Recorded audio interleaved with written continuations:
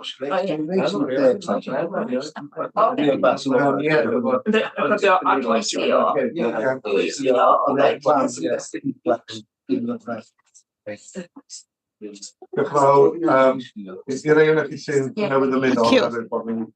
those who've just joined us,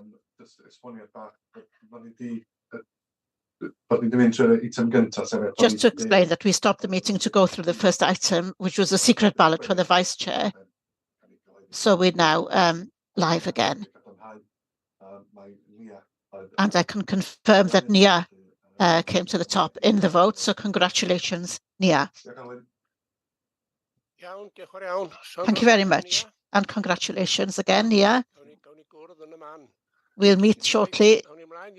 So we'll go on to the second item. But before taking the apologies, can I welcome two new members from the Welsh Government, Rhys Evans and Wyn Thomas. Welcome to you both. Oh, no, they're not here. Oh, right, okay. Iawn. Felly dwi'n mynd i croesawu nhw. Okay, we'll leave that till next time then. But they started formally on the 1st of March, but they're not here today. Are they going to join us sometime, hopefully? Apologies then. Cadeirydd, esgusodwch fi, Cadeirydd. I've got to leave at about 11:20, I'm afraid. I'm sort of double booked. I've got to meet some people in my ward in Dolgellau, Penarlog, with some council officers, so I do apologise about that. Iawn, Louise, diolch yn fawr. Okay, rhywun arall? Anybody else? Naomi. Naomi has apologised now. Okay, iawn, diolch. Right, datgan diddordeb rhywun? So, any declarations of interest? Mae'n item yna gan cyngor Conwy, does? An item from Conwy Council with the bridge in Betws-y-Coed. So members of Cyngor Conwy are all declaring an interest because it's because it's in Conwy Council. But in this case, the Standards Committee has said that members of Conwy are able to take part, to take a full part. But they will need to fill in the appropriate forms to say that they're declaring an interest. Sorry, mae'n law yn ei gananwen. Just help chi, rhif 5, gorchymyn gorchod coed. Within number 5, Coed Caed yr Odyn. Fel parc Llanfair, dwi'n garo y cyngor. Do I have? I'm on the Community Council in Llanfair, so do I declare an interest there? No. I just isio wneud yn siŵr. Oh, that's all right. Iawn, diolch yn fawr. Cawn ni mlaen i'r cofnodion. So we'll go on to the minutes then.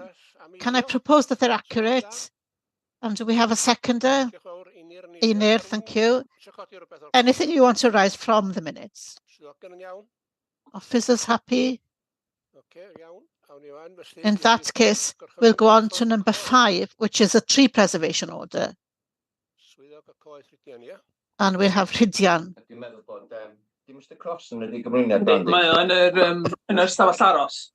Yeah, there's somebody in the waiting room actually to talk about this. Again, Mr. Cross ydi perchennog y coed. And Mr. Cross is the owner of the trees. Okay.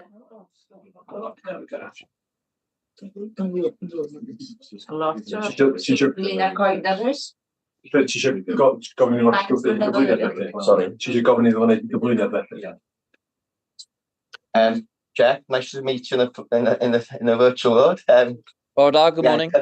How are you? Yeah, can you give the presentation, please? The 3-minute presentation.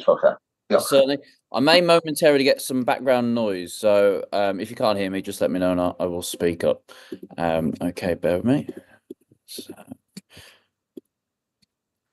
Okay, Borodar Chair and committee members, I am the landowner, having purchased this land last year, shortly after the provisional TPO was issued. I strongly object to the confirmation of TPO 84. My objection is based on public safety risks, weak justification, and the fact that additional legal restrictions are, I believe, unnecessary. First, and most importantly, public safety must come before amenity. Government guidance is clear. A TPO should not be confirmed if public safety is a concern. While amenity is important, safety is a legal duty. These large, ageing, non-native pines are close to 2 highways, residential properties and power lines. They were planted approximately 70 years ago by the former owner as a screen to block the view of newly built houses. Poor maintenance and their location increase the risk of falling branches or uprooting in storms. They're approaching the end of their natural lives. Excuse me. Government guidance states that TPOs should not be placed on trees that are dead, dying or dangerous. Both residents and I consider these trees to be dangerous, and even arguments against this from the National Park acknowledge that they're on the path towards becoming hazardous. The National Park did not conduct an independent risk assessment. A basic visual inspection does not account for structural risks or long-term stability. The TPO creates delays, bureaucracy, making urgent work because they do not want to deal with TPO restrictions, making essential maintenance more expensive and difficult to carry out. Secondly, the TPO appears to be based on false justifications.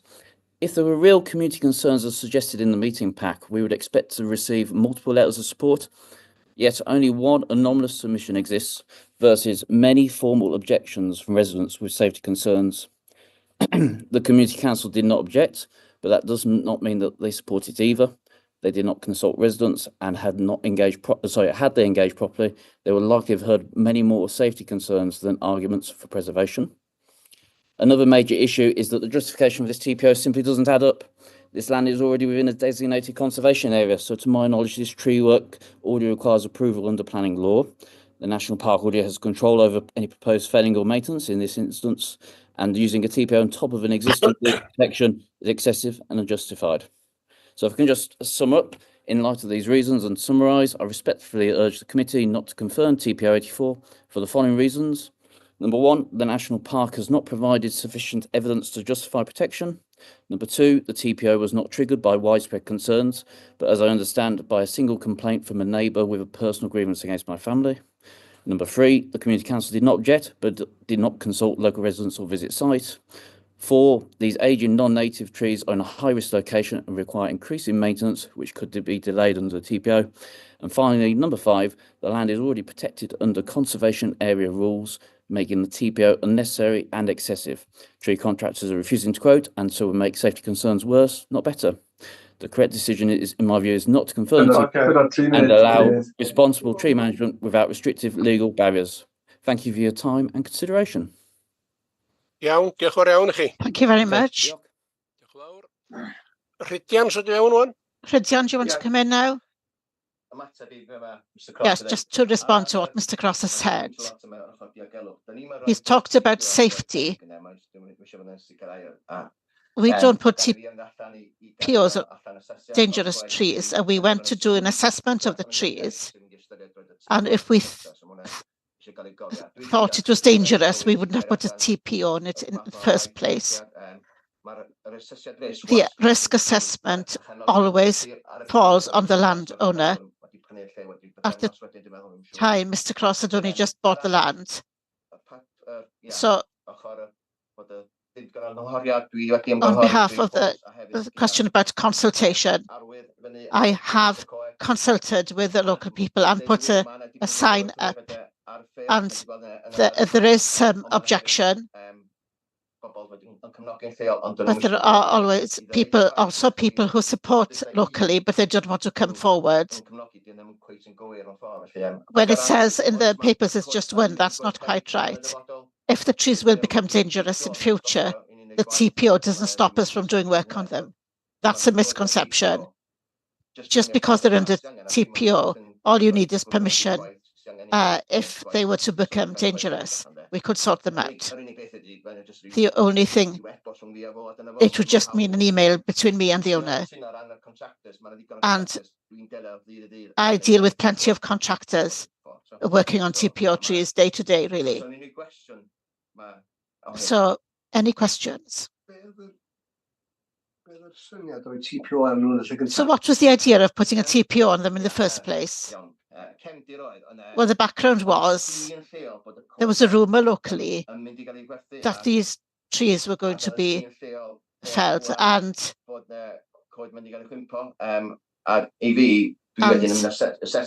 because of that, I had to go and assess them. Amenity is the main reason to have the TPO, but also in the background, safety is there as well. But as I said, I would never put a TPO on dangerous trees. So there's a process that I follow. Some of you will know this area. They're quite visual there. They stand out. They're a bit of a landmark, really. And they're not native trees. Monterey pines. And they've survived Storm Dara, so they're robust trees. They are. We're not sure if they're coming to the end of their life. You could disagree with that. I think they've got a way to go.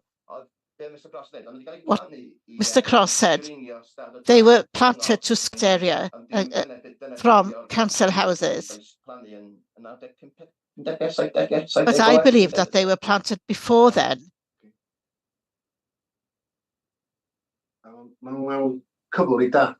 So they're in quite good condition, considering their age. And at the end of the day, if Mr. Cross tells me they're dangerous, well, I wouldn't just leave them. The most important thing here, do you feel that they're safe? Well, with the assessment that we made, I felt that they were healthy trees. I didn't feel that they were dangerous. Okay, they could become dangerous in future. I accept that. Every tree can become dangerous. But at this moment in time, they look healthy. Okay, there are some dead branches, but you can take those out. And it's next to a road, I accept that. Well, the landowner has said that there's a TPO would be a nuisance if he wanted to do some work on them. What difference does that make to the process? Obviously, they'd have to get in touch with the park if they wanted to do any work. What are the implications of that? How long would that take? Well, if it's dangerous and a tree came down or was hanging off in wind, then that's straight away. If it's hanging over and it's dangerous, we'd sort it straight away. So TPO doesn't stop urgent work being done. But he just wants to trim a few branches and so on, then he'd have to apply for that. But like any other authority, any dangerous stuff, we do it, we turn it around straight away. Well, yes, I can give him permission to trim them every year. I'm not saying that we're restricting him to do that.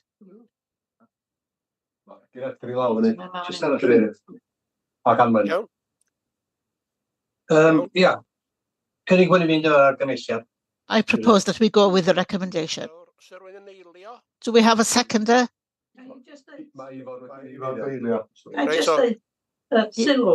Can I just make a comment? As the local member and living in the area, I can't remember the place without the trees. And nobody's had a complaint on the community council about these trees. There's one who's written in saying, with respect, members of the community council do not reside in Llanfair. Saying that members who don't live in Llanfair, but I would like to come back and say they all live in Llanfair and they've been living there before all the people who object to the TPO. And as you say, these trees have survived storms and nothing's happened. So I definitely support the TPO. Mr. Cross has only just arrived in the area, so Iawn, diolch Anwen. Os yw rhywun arall eisiau dweud y beth? anybody else? Os nad oes, mewn I bleidlais If felly. not, we'll take it to the vote then. We have had a proposal that we allow a TPO on these trees. If you could show, please.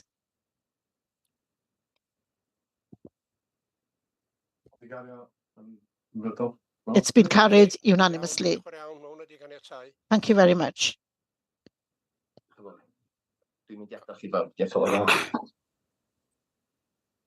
So now we come to number 6, reports by the Director of Planning and Land Management.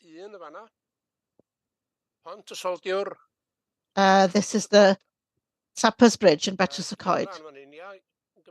Is it your now? Thank you. David Thomas has written the report, so thank you to David for this work.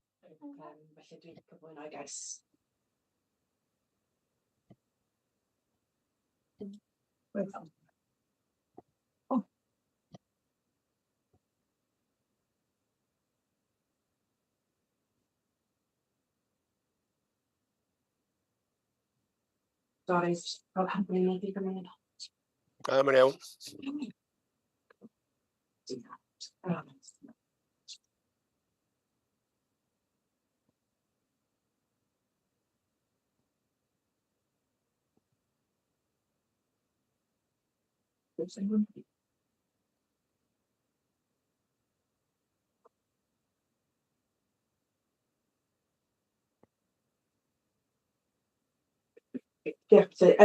It's points ar gyfer Pont Droed newydd. So this is an application for a replacement footbridge and improvements to public rights work to include engineering works.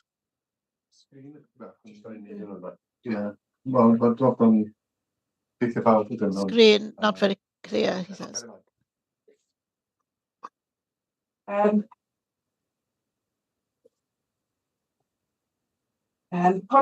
yma gynnwys yn Betrws-y-Coed. So this bridge in Betrws-y-Coed and the red line, there's a public footpath there by the A470 along agricultural fields and then across the bridge there. And this photo was taken from the A470 side. And as you see, the bridge goes across agricultural land. And then you've got pictures of one side here, or the church side. The bridge was built in 1930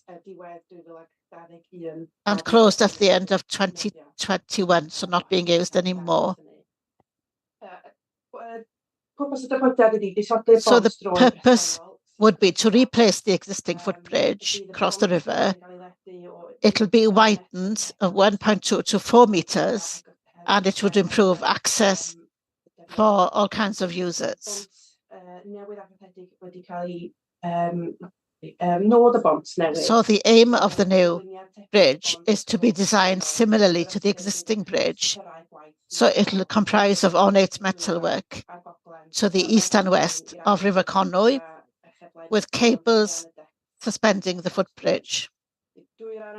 To the east of the river, the proposals include improvements to the public right-of-way, with new surfacing, new field gates, sheep culvert, and earth retaining walls to assimilate the footbridge in the existing landform.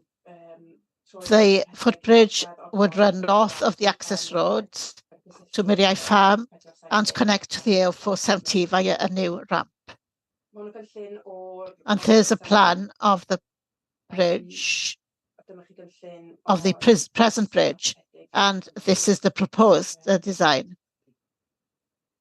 So cynllun ehangach o'r safle cyfan yn cynnwys y gwelliannau'r llwybr troed. And you can see the improvements to the footway here as well, A bont newydd yn fan. and the new bridge. Dach chi'n gweld ar top y sgrin You can see at the llun top, o'r bont presennol. this is the existing A'r bridge, gwylod ydi and then at the lluniau bottom, y bont an newydd. example of what the new bridge will look like. O ran y gwyddor y datblygiad, So the ma' principle of development, teithio llesiol the yn Active Travel Wales Act cynnwys 2021 ar y places a budget duty ar on gyfer local arbennig ar authorities gyfer llwybrau to cerdded, plan for and improve ar gyfer routes for llwybrau walking and cycling a hyfryd. for everyday O journeys. ran polisi strategol With the mae strategic policy of national parks, gwyddor y datblygiad yn the cyd-fynd sustainable oherwydd development ma'r cynnig hwn conforms to hefyd this cyswllt teithiol, lleisiol, allweddol and tries to enable inclusive access to people. ystyried felly bod y gwyddor y datblygiad So the principles, all right.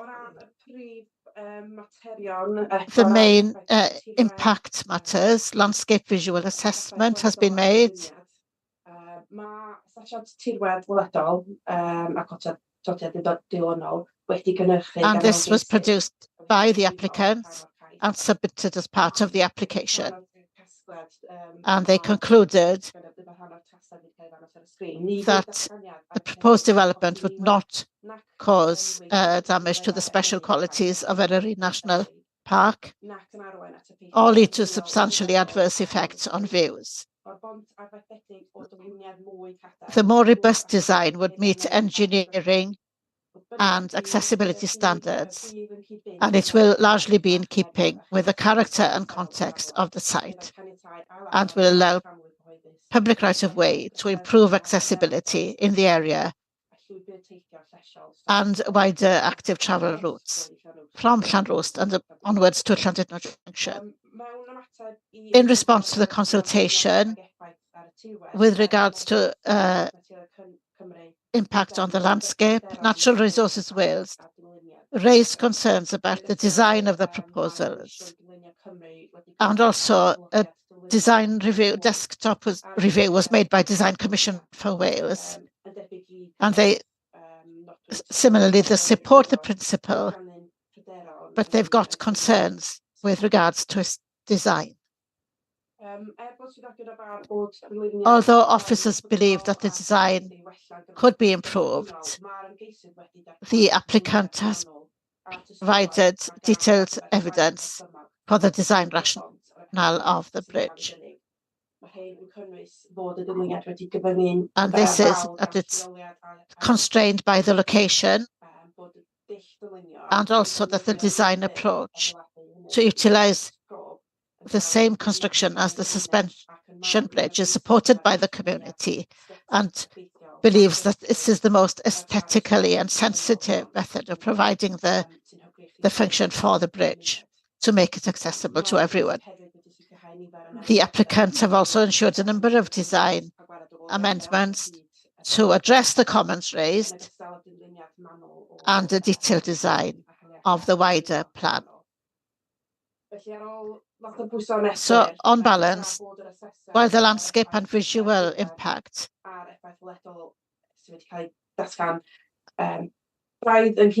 have been maybe understated in the context of the scheme and from a wider landscape perspective, the authority believes that the proposal would have an acceptable visual and landscape impact. And there's a detailed rationale behind this, and it's considered acceptable by this authority. Other issues, following a detailed assessment of the development on protected areas of land, we believe that the proposal considered to be compliant with the policies. NRW and the authorities, ecologists are satisfied with the biodiversity improvements that have been proposed. With regards to impact on heritage and cultural, it's been shown that the impact would be very minimal, really. That would include the church, which is the listed building, and there are measures in place to make sure there wouldn't be adverse impact to the historical assets. In response to the consultation, the Tories had 21 representations from members of the public, 12 were supportive, and the others just gave general comments, really. For the 4 letters were received after the consultation period came to an end. We've also had 1 letter of objection, and they've raised a few issues, and we've considered some of these. This was from a local business owner on the Old Church Road. And though they're happy with the principle, they have expressed some concerns about the design and the effect on the listed church. But the main concerns were the effect on their business during the construction period. So they've asked for a condition. I've asked the applicant yesterday, and I had an answer this morning about their plans for closing the old. We will endeavour to reduce this is to do with the church now. Barring unforeseen circumstances, there will not be a lengthy permanent closure. The traffic order in places is to allow flexibility in the programme for unavoidable short-term closures if required for safety reasons and programme needs. In these situations, we will work with affected businesses in terms of scheduling and advance notice and work around their requirements as much as possible, such as accommodating arrival and departure times if possible. Emergency access will be provided by stopping work and/or installation of road plates to cover excavations. Mae chydig o mater eraill maen nhw wedi codi ond dwi'n ystyried changing over now. Ystyried heina fel rhan o'r cyflwyniad a rhan o'r asesiad ei hun. Felly o ran casgliad, so as far as conclusion is concerned, after assessing the application thoroughly, at the time when the report was written, it is considered that the principle of the development is acceptable, and it is the active travel places a duty on local authorities to plan for, improve and promote routes for walking and cycling for everyday journeys. And the authority considers the proposal to be vital to develop and promote sustainable travel within the national park, to the economy, vitality of the local community as well. The proposed development has been shown to conform with the policies of the Eryri Local Development Plan, as well as the primary spatial vision and objectives of the national park. Most officers consider the design of the bridge to be slightly underwhelming and possibly a missed opportunity to provide a beautiful and striking local landmark as a fitting replacement for the existing structure. It is accepted that Conwy Council have provided detailed justifications and evidence for the design rationale of the proposed bridge, and on balance consider it to be acceptable. So the recommendation is to approve with conditions. There are 1 or 2 amendments to the conditions on the report to include an additional plan, and condition 10 has been deleted in the original report. those related to details in relation to the listed church. There are discussions ongoing with the church in Wales, and so we've had confirmation that we don't need to have listed building consent and go through the ecclesiastical elements. And we have also asked for a specification for a programme of archaeological work. Thank you. Thanks very much, Iona.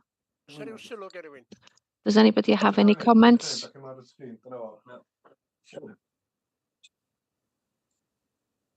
There are 3 hands up here in the room. Chairman. Elfed had his hand up first. Elfed.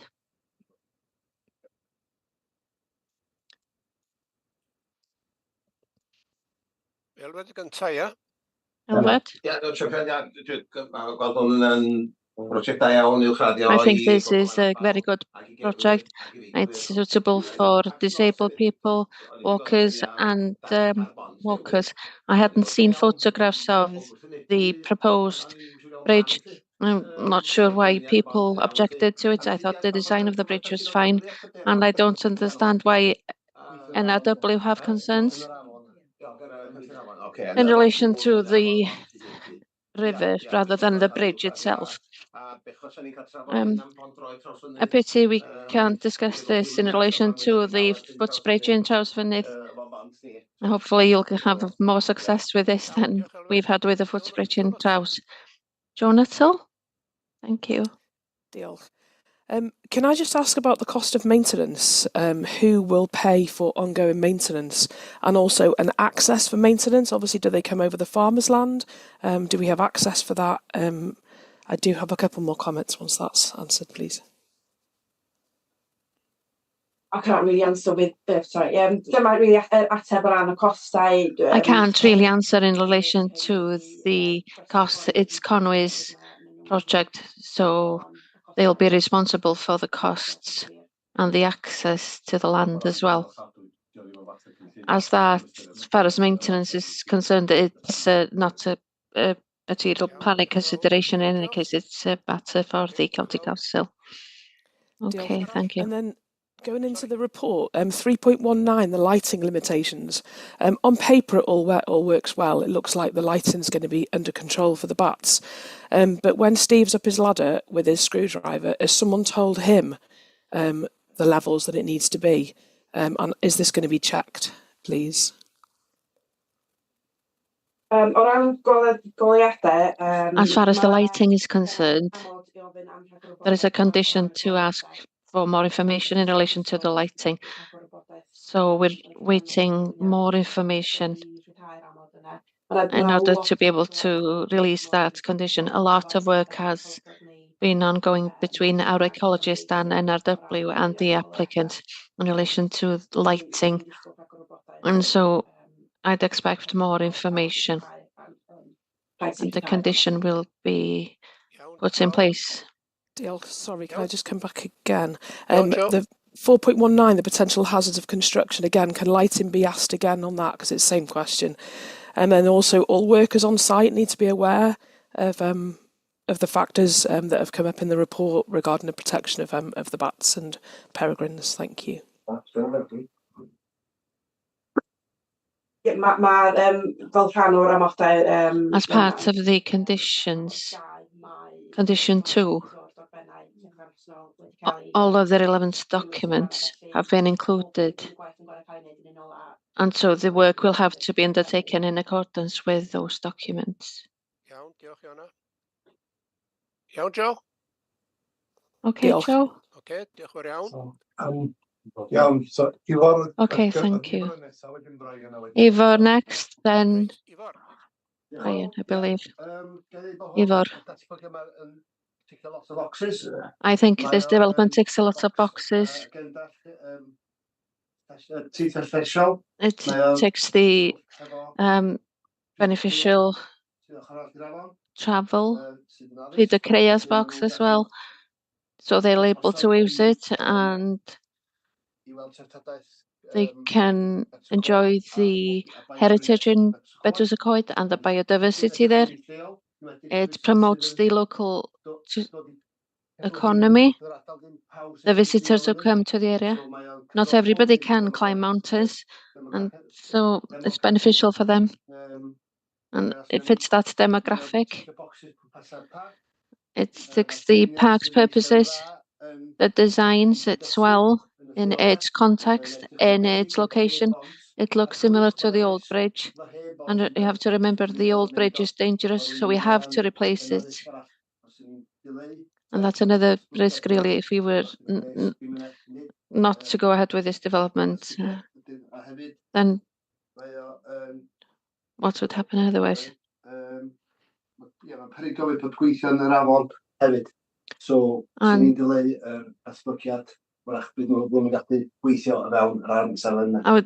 think they should be able to work in, and that we go along with the recommendation as it stands. Thank you. Can we have a seconder for Ivor's proposal? Nia has seconded. Who else wants to speak? Brian. Thank you, Chair, and thank you for the presentation of the report. I support the application in principle, but I do have one or two questions. One is about the current surface and status of the right-of-way. I understand it is a public footpath and not a bridleway or a route open to a byway open to all traffic, which leads me on to, if I'm right in that, that leads me on to my other question in relation to the scale of the development and the width, because my understanding is the sort of standard that's been used would be the similar width to a single carriageway road, in which case it seems a little odd if it can only be used by people on foot and bicycles, because the scale is double the width, double the scale of what's there already, which in open countryside does seem a little bit excessive. So that's my first question. The second one relates to lighting. If, again, it is only used by off-road bicycles and walkers, what is the purpose or the need for lighting, which is a linear strip of light in open countryside, aside of the wildlife issue? And should we be encouraging, linear lighting, even if it is to dark sky standard across open countryside? And those are my two principal concerns. So is the use and the amount of use, does it really justify, even though it may be the active travel standard, if it's only going to be used by relatively small numbers of people on foot and bicycle, is that perhaps a scale that is more than is necessary? And the second one is to do with, follows on from that really, in relation to whether we as a national park should be supporting lighting in open countryside. Brian. Okay, thank you very much, Brian. Fiona? As long as we're aware that it's kept as, and that the width of the new bridge is in accordance with the government standards in relation to the viability, so that it includes people with prams and cycles and wheelchairs. As far as the lighting is concerned, a lot of hard work has been going on to discuss the reduction of lighting as much as possible right at the beginning of the application. The original intention was to have lighting across the whole bridge. There were lots of concerns about that as far as visibility is concerned, or the visual elements and the ecological elements. And so the lighting on the bridge has been removed now, but there will be lighting along the path towards the A470, and there are further details that have been required of them in relation to those lights. There's a lot of discussions that have been ongoing in order to reduce the lighting as much as possible, to keep it to the very minimum so that it doesn't affect the ecology. And we've ensured that it's the minimum as part of the development. Thank you. Brian? What the surface is going across the farmland? What is the surface of the public right-of-way going across the farmland? In other words, if it is a grass field, I could see bicycles and people on foot using that. But are we preparing for something which is questionable in the amount of use that it might get by prams, pushchairs, or wheelchairs? Because if it's an agricultural field that we're putting a light on a field footpath, I've got real questions about it, and I didn't read the clarification behind the justification. Yes, it meets active travel standards, but what are they in the context of the bridge? So I have no problem with the principle of replacement. I do have a problem with the scale and the nature, which effectively would be suitable in a more urban context. But is it suitable in the way that it's presented in open countryside? Iawn, diolch. Thank you. Brian, ail gwestiwn yn doedd? Brian, did you have a second question as well? I've asked all my questions, thank you, and had to respond. Okay, diolch yn fawr. Tim? Okay, thank you. Tim? Edgar was first.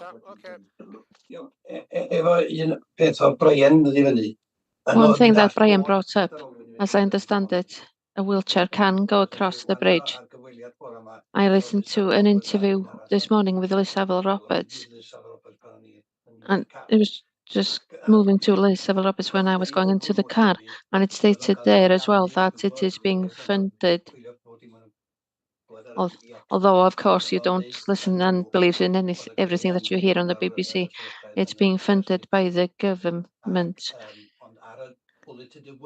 But on the BBC bulletin, it said that if the park was going to spend 3 million on the new bridge, which is wrong, we need to correct that.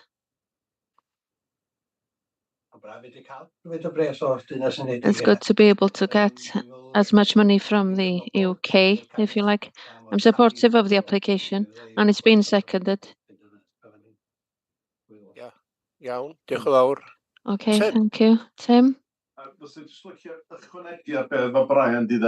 I'd just like to add to what Brian said, paragraph 3.9. It refers to the design of the bridge. We've missed an opportunity here to do something that fits better and is more striking or visually, that is. I had a bit of a shock between seeing what's there now and what's there now. It fits in, and the one that's being proposed, it's more like Britannia Bridge. But I would say, in principle, I 100% support it. But 4 meters width, which is the difference between myself and Nia, a bit more perhaps, is a bit OTT. Do we really need something as big as that? Something a little bit bigger than that's there now would be sufficient. Is it going to encourage people to go to somewhere and then they get to the other end and then they find that there's a public footpath across the fields? I have walked along here. There is a hard surface, but that would have to be upgraded so that it would be somewhere that people could go with wheelchairs, etc. It is a public footpath. I've looked at the map. I do cycle, and bikes shouldn't be there at all, in my opinion. It depends against the principle of it being a public footpath. So the design isn't the best. Perhaps they should think about something smaller. Because I wouldn't want to lose the opportunity to get this public money into the area. So I will support it, but I will say I don't think it's the best one. Okay, thanks, Tim.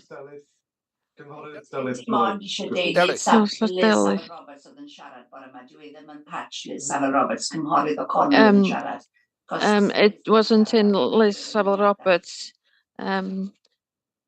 who spoke this morning. It's not in her area. It's not. Does anybody else want to speak? I don't know if this responds to Brian's question really in relation to, you said there was a path going up to the bridge. This is it's not ideal, but I wouldn't object it. We need to look at what the material is to approach the bond. It's not totally clear because it's the design for the bridge. Is it accessible? Sorry, is that just as wide as the bridge itself, for example? The last paragraph, as I see. I haven't looked at the details of the application. It describes the development there. To the east of the river, it includes a public footpath, new gating, soil, and retaining walls, etc. There will be a better footpath to the north of which will link to the A470 and a ramp, secondary ramp in this location, which is 1.2 meters wide. And so I take it that it's 1.2 meters. You do have a public footpath. It's sort of tarmacked in a way. There is a hard surface to it at the moment. It should continue to be tarmacked.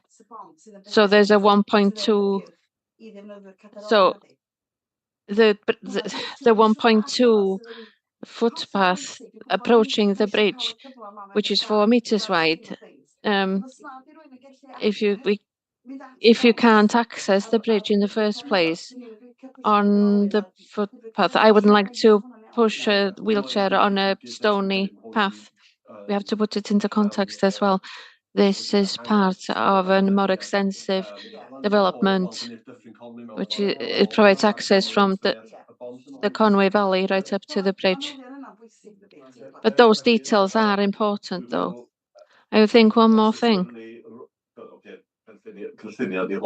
These are plans, but it would be good to know if Conway Council do have any plans to change the status of the path, because it's a good link with the cycle path that comes out from the direction of Llandudno over to Betws y Coed from a footpath into a cycle path. And if that's so, then people who have a bike could use it, but at the moment they can't legally, and improve. And if they were to improve that path into something that's accessible for bikes, it would be much more viable. And I just say, under condition 11, we've asked for further details, including the cladding, the lighting, the information board, and that includes the paths as well. No decision has been made in relation to that yet. To respond to Tim's point, I take it that it's part of the more extensive plan for bikes and prams. So I take it that there will be an application in relation to the status. It's not here at the moment, is it? It's just the bridge, isn't it? I think there's a much more extensive context. We're taking the bridge out of its context today. I think that's because of the grant conditions. But you have to make a decision in relation to the design that's in front of you today and the information you have today. So Anwen has been very patient with her hand up here. Does the footpath start from the farmhouse, or is the public footpath only along the bridge? Because the footpath doesn't actually start until you've gone over the bridge. In my area, it doesn't actually start from the road. You have to go down to the bridge and over it, and that's when it starts. Does it start from the farm or just along the bridge itself? Ar hyn o bryd? Mae'r cyhoeddus yn mynd o'r ffordd. The footpath goes from the road to the old church. Iawn, diolch yn fawr. Oes rhywun arall Okay, eisiau thanks. siarad? Does anybody else want to speak? Anybody have any questions? Thank you very much for the report. I think this is a very exciting scheme, and it's going to benefit a more extensive area than just Betws-y-Coed. It's going to make Betws-y-Coed much safer with regard to active travel, linking it to Llanrwst. It's pretty dangerous at the moment.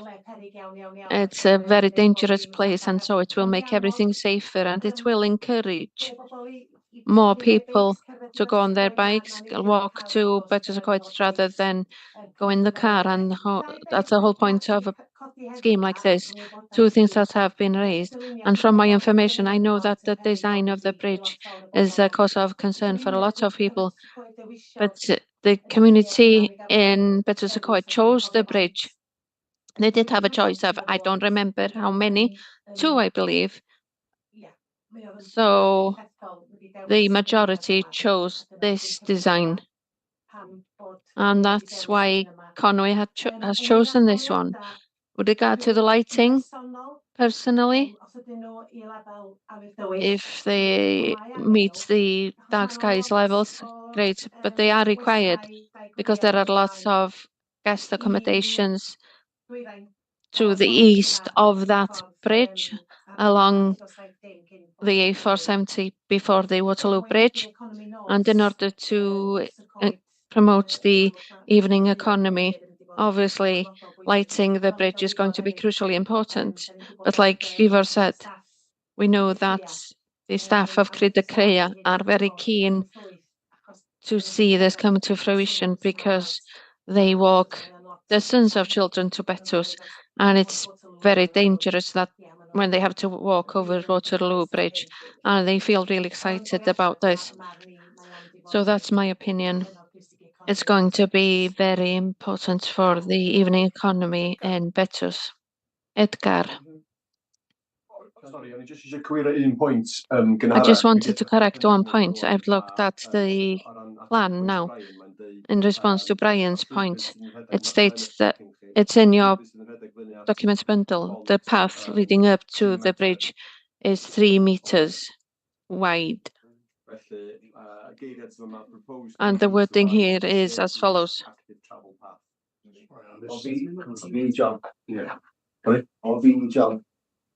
Okay, yeah.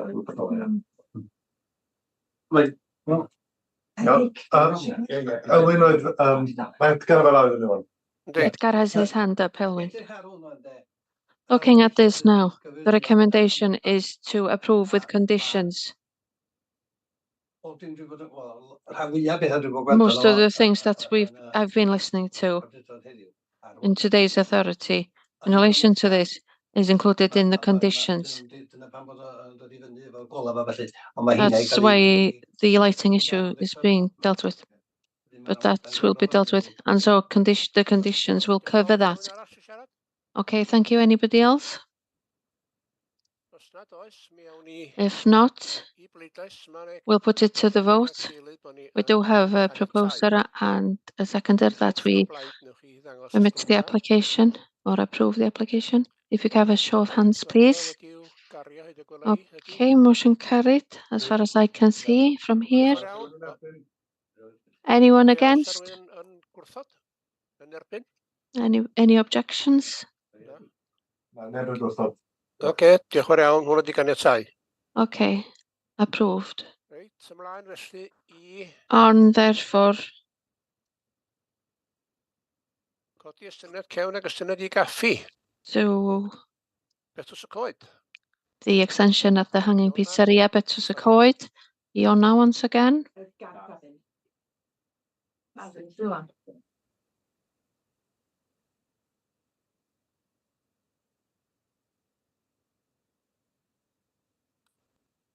Ie, pwy sydd yma, chi ddweud? Gavin. Gavin, reit, oce.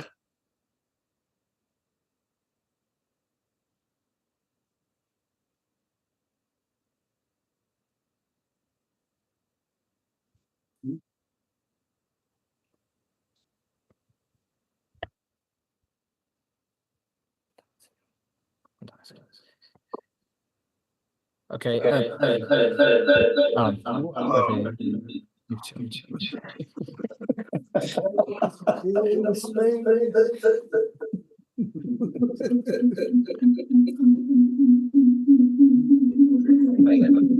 Oedd rhywbeth yn dod ar...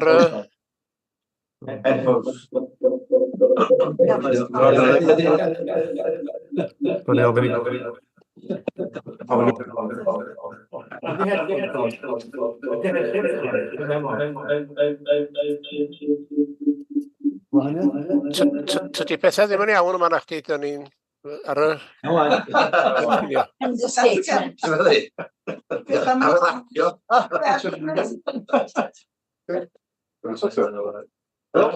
Oh, suddenly moved into the jungle. That was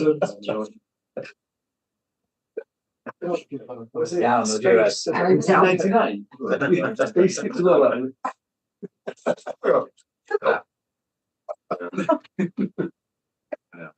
Yeah, okay. Diolch Cadeirydd. Mae'r hon yn ymwneud â gais cynllunio gan... This is to do with application number for a business hanging pizzeria in Betws Coed. It's a retrospective application to erect a rear extension and extend the cafe restaurant class A3 and shop use class A1.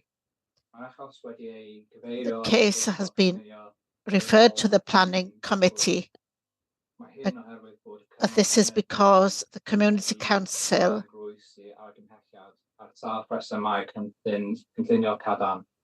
because it believed that it went against strict planning rules.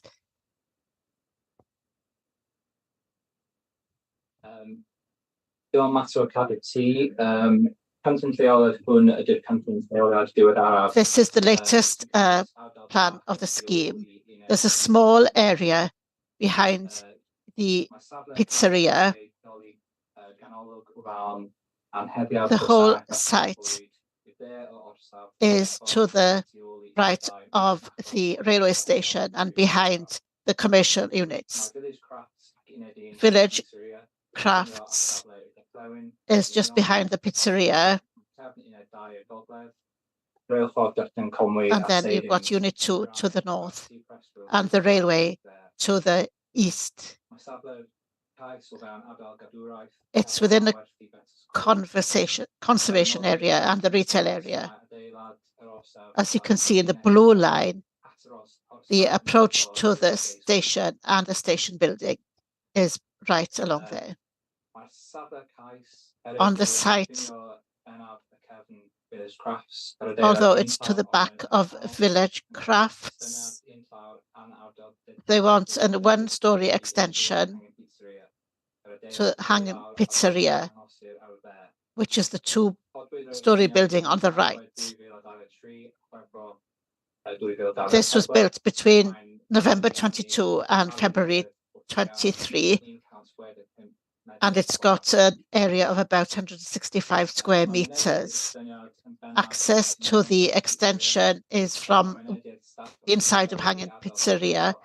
There's a staff entrance as well in the front to the right of Village Crafts. And there's a footpath behind on the Station Street. Planning permission was given to change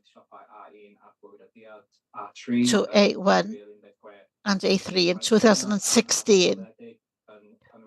The extension includes places for storage, freezer, fridge, washing up, etc., cloakroom and toilet.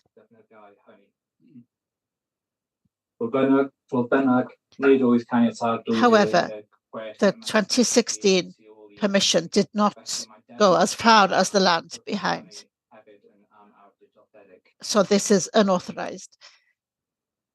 While the present extension hasn't been given permission,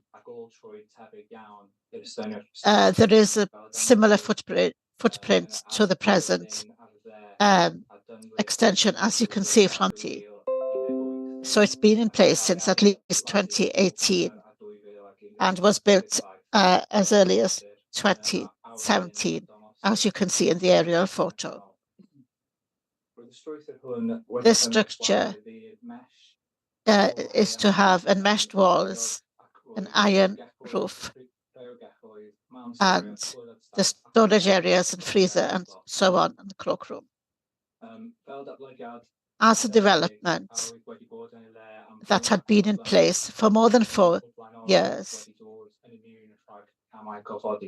it didn't come under enforcement measures. So it was legal if it stayed as it was. Having said that, change of use for the land wasn't legal because it hadn't reached the 10-year mark. So it could be unauthorized use of the land and doesn't conform to planning policy that had finished if enforcement measures were followed. The structure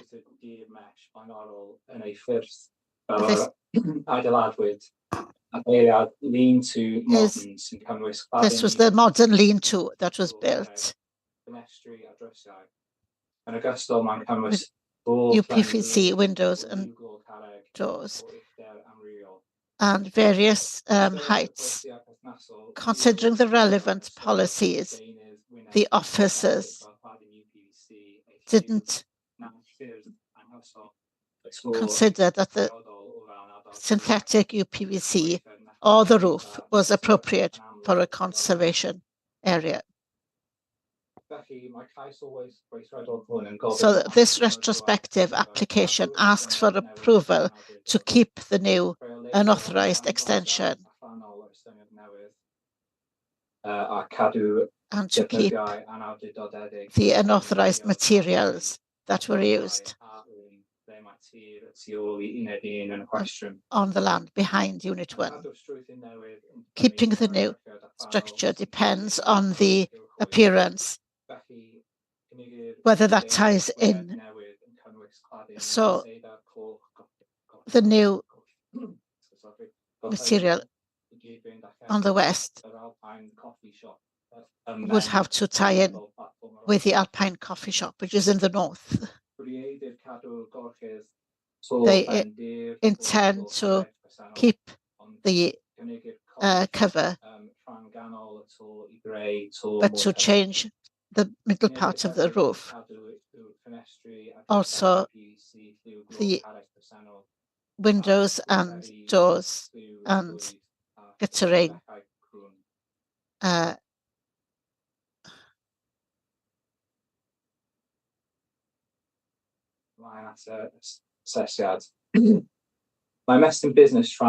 So looking at the assessment, it's to do with extending a part retail business within a retail area. And it is in general accordance with the spatial economic policies, SPC, SPH, and DP 24. So it is acceptable in principle. 2 objections were received that included the Community Council. The material planning issues raised were to do with appearance and materials, scale, impacts on the character and the visual area, and the effect on the conservation area. It's a single-story extension, and it will use natural Western red cedar material, which is sympathetic to the woodland and the dark stone local vernacular. It will match the cladding on the Alpine coffee shop, and its use is secured by condition. You can justify not using slate tiles because it's too shallow and the discrete location overlooking the railway sidings, where you've got similar roofing materials. Alterations to improve the roof form are also secured by condition. There are limited productive uses for this site, which is mostly next to the railway. The extension represents effective use of the land and has kept a generous landscaped area. So on the whole, the scheme is compatible with the capacity and character of the local area. The scale and design are not too obvious, and it reflects a good sustainable design standard that are in accordance with SPA, DP1 and DP6 policies. When you consider the effect of the conservation area, the authority's heritage advisor had no objection to the scheme, saying that the overall design is proportionate and has a neutral effect on the conservation area. It was noted that views of the extension are limited towards the extension and that cladding is an appropriate choice of materials that matches what's in the vicinity. To ensure that it matches, there's a sample of material is secured by condition. It was also noted that ideally the slate would have covered the extension, but considering its location by the railway siding, then you can accept the existing roofing materials. While only limited weight can be afforded to the area appraisal and management plan, that is still to be adopted, it should nevertheless be noted that the application doesn't come in within any key views identified. So overall, given that the extension is not really visible in the conservation area, the appearance of the development will not significantly harm the character or setting or the character of the conservation area. According to policies, SPA and SPF.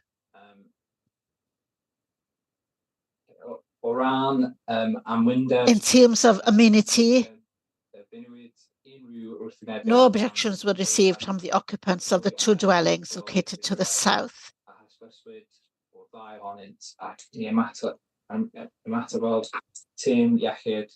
And the Environmental Health in Conwy Council didn't respond. So it appears that there's no significant damage to neighbouring residential amenity or park community, including noise or odour resulting from the presence of the structure or the air conditioning units located in the back. On this basis, the development is in accordance with DP1 policy. The Green Infrastructure Statement contains biodiversity enhancements in the form of a new beech hedge planted to screen the air conditioning units and the concrete base. To aid its establishment, any saplings must be replaced in the next planning season within 5 years to this decision. This requirement is secured by condition, and it accords with SPA DP1 and SPD and Wales Planning Policy Edition 12 in providing a net benefit for biodiversity. Dŵr Cymru initially objected, but their objection was withdrawn as the agent clarified that surface water does not drain into the public sewer, but soaks away to the ground at the rear. Following that, they asked for a compliance condition preventing surface water from draining to the public sewerage system, and this was added, will be added rather, to the decision notice.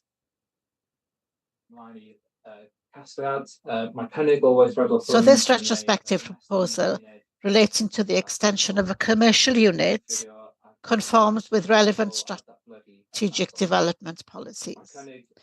The proposal is compatible in all regards with the character of the site and locality where it is. It is not unduly prominent, and it reflects a good design standard using materials that are sympathetic and enhance their surroundings. The proposal will not overtly affect the conservation area, its setting, or significant views. The proposal will provide a net benefit for biodiversity. The proposal is wholly acceptable, and it is recommended that planning permission is granted, subject to the conditions recommended.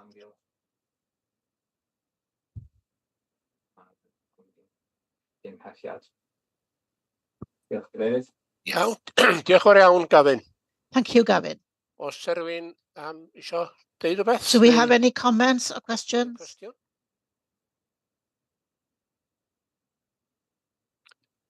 Os nad oes, mi awn ni. Oedden nhw'n gweld chi, Owen. O, reit, oce. O, John yn mynd ofyn i. Iawn, John. Gynnig ar gymhelliad fel mae o. I propose that we accept the recommendation as it is. Any seconder? Yes. Dwi'n keen ar ceisiadau. I'm not keen on retrospective applications usually, but I think in this situation,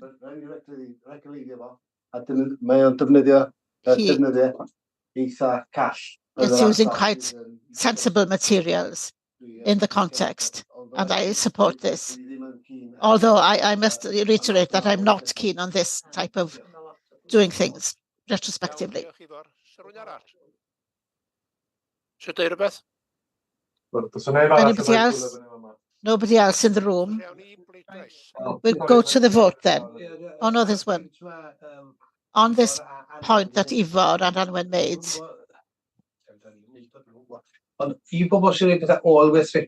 people who put in retrospective applications, I've had an agent coming in with big photos to the council, and they're all retrospective. Isn't there some kind of system we can find people for doing that? At the moment, no, there's nothing, and we can't sanction them.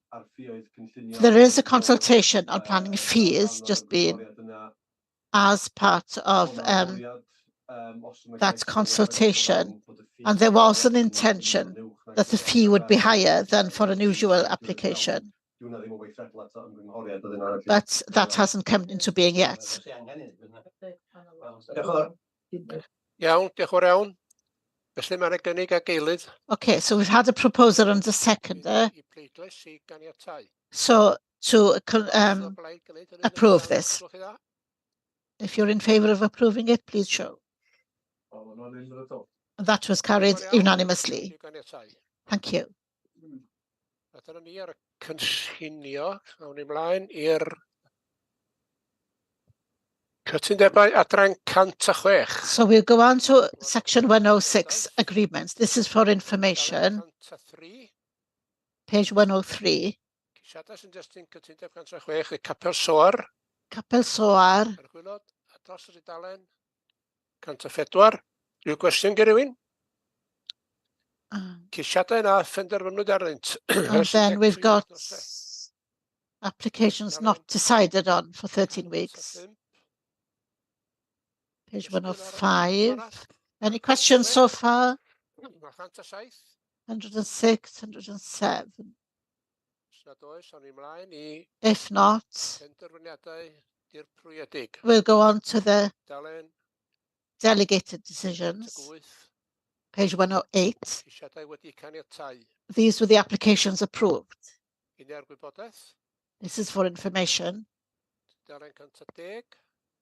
110 and 11 and 112. Any questions? If not,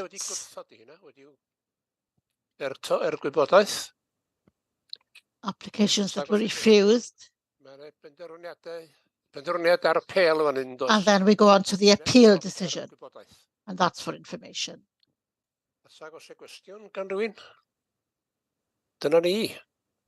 And if there's no questions, that's it. Thank you. So there is a working group following this meeting now. We'll break for a coffee and we'll start back 10 to 12. And there's a new link to the next meeting. Okay. Yeah. Thank you. Diolch yn fawr iawn. I